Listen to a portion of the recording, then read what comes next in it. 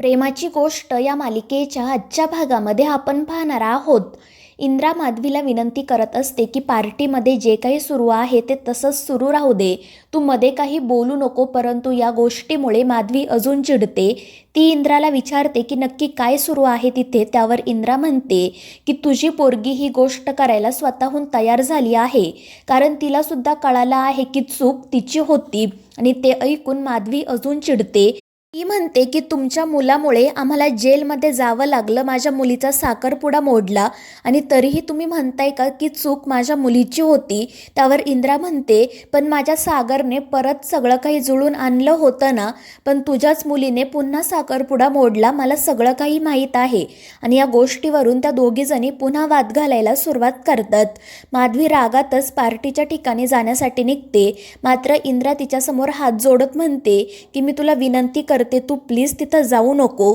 त्यावर माधवी विचारते, पण मी का ऐकू तुमचं. तर इंद्रा हात जोडत म्हणते, कारण तू सुद्धा एक आई आहेस ना, मग प्लीज मला समजून घे. तर माधवी तिला विचारते, पण त्या ठिकाणी नक्की काय सुरू आहे. त्यावर इंद्रा सांगते की माझ्या मुलाचे परदेशाहून पाहुणे आले आहेत आणि त्यांना असं वाटतंय की माझा मुलगा आणि तुझी मुलगी नवरा बायको आहेत. आणि ते ऐकून माधवीला मोठा धक्का बसतो. तर दुसरीकडे सर्वजण फटाके फोडत असतात. सागर, मुक्ता आणि सई एकत्रच उभे असतात. तर दुसरीकडे इंद्राने जे काही सांगितलेले असते ते ऐकून माधवीला धक्का बसतो. ती अजूनच चिडते आणि रागातच पार्टीच्या ठिकाणी जाण्यासाठी निघते. मात्र इंद्रा तिला पुन्हा थांबवते. ती माधवीसमोर हात जोडून तिला विनंती करते. तिला मुक्ताची शपथही देते आणि त्यामुळे नाईलाजाने माधवी त्या ठिकाणीच थांबते. तर इंद्रा पटकन पुन्हा पार्टीच्या ठिकाणी जाते. मात्र माधवीचा राग अजूनही शांत झालेला नसतो. ती मनाशी म्हणत असते की ही बाई मला माझ्याच मुलीची शपथ देते म्हणजे काय, मी हिची शपथ अजिबात मानणार नाही. मला जे हवं आहे तेच मी करणार. हे लोक माझ्या भोळ्या भाबड्या मुक्ताचा फायदा घेत आहेत ना, पण मी त्यांना तसं करू देणार नाही. माझ्या मुक्ताचा कोणीही फायदा घेऊ शकत नाही.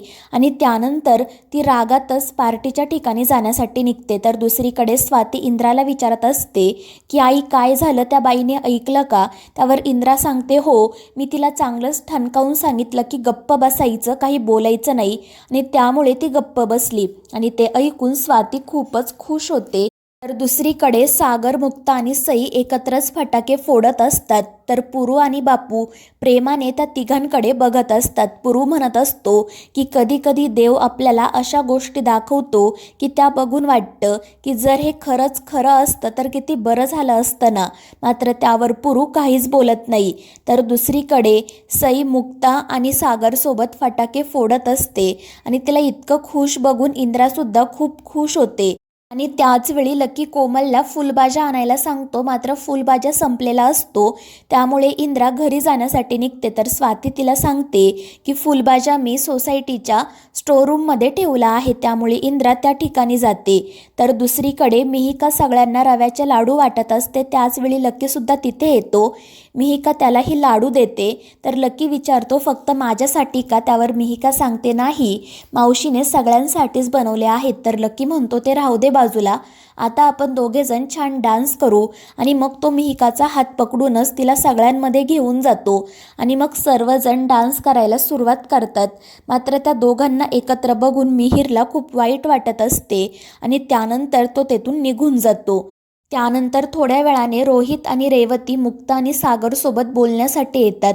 रेवती म्हणत असते की आजपर्यंत मी अनेक लोकांना भेटले आहे, पण तुम्हा दोघांच्या वाईब्सच वेगळ्या आहेत. तुम्हा दोघांमध्ये सतत एक अनसेड संवाद सुरू असतो आणि त्यामुळे तुम्ही दोघे अजूनच क्यूट दिसता. मात्र त्यावर हे दोघे काहीच बोलत नाही. त्यानंतर सागर मिहिरला आवाज देत तिथे बोलावून घेतो. तो मिहिरला विचारतो की यांची फ्लाईट डिले तर झाली नाहीये ना. त्यावर मिहिर म्हणतो, नाही.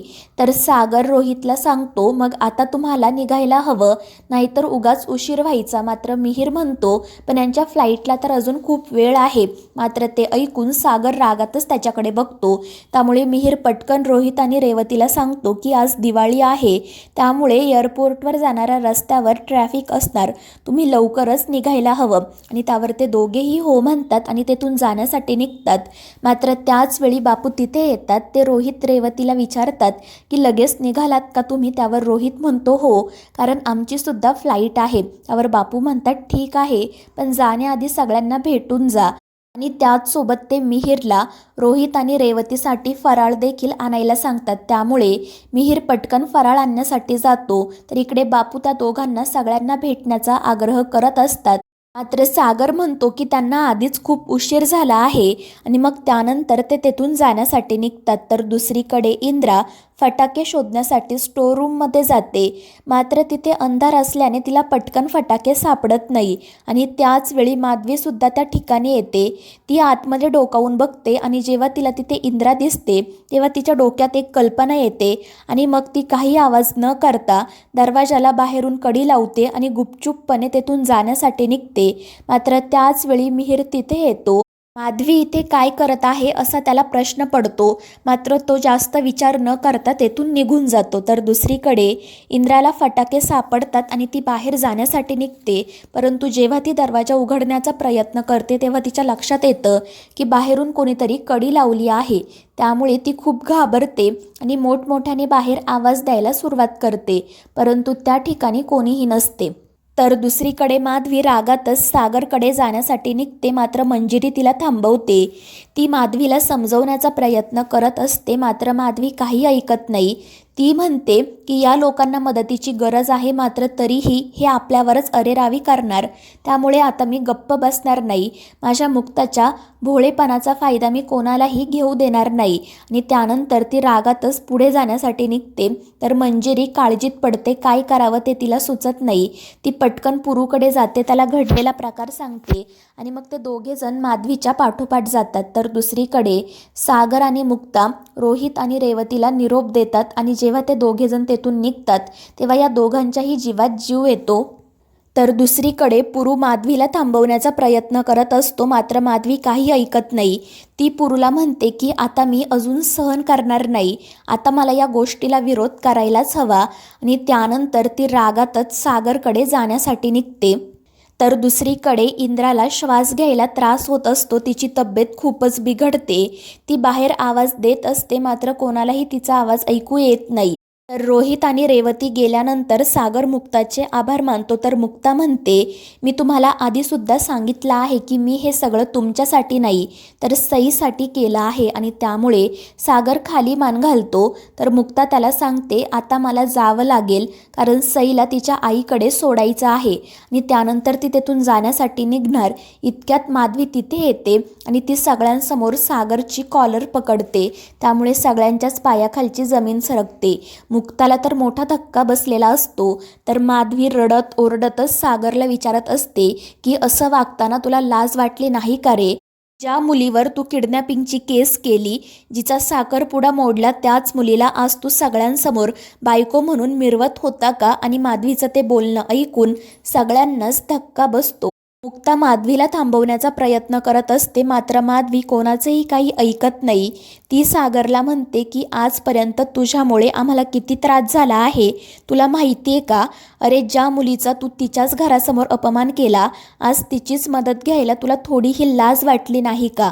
तर दुसरीकडे इंद्राला श्वास घ्यायला खूप त्रास होत असतो आणि शेवटी ती चक्कर येऊन बेशुद्ध होते. तर दुसरीकडे माधवी सगळ्या सोसायटीला सांगत असते की आज या माणसाचा खरा चेहरा तुमच्या समोर येणार आहे. आणि त्यानंतर ती सागरला वाटेल ते बोलते. त्यामुळे सगळ्यांनाच धक्का बसतो. स्वाती मनाशी म्हणत असते की ही बाई खूपच पेटली आहे. बरं झालं ते पाहुणे निघून गेले, नाहीतर उगाच त्यांच्यासमोर तमाशा झाला असता.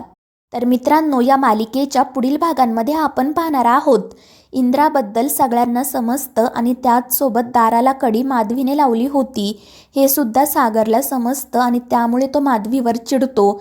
मात्र मुक्ता त्याला म्हणते की माझ्या आईबद्दल मी वाटेल ते ऐकून घेणार नाही आणि त्यांचा वाद वाढतच जातो. तर मित्रांनो, या मालिकेच्या पुढील भागांच्या अपडेटसाठी आपल्या चॅनेलला सबस्क्राईब करा.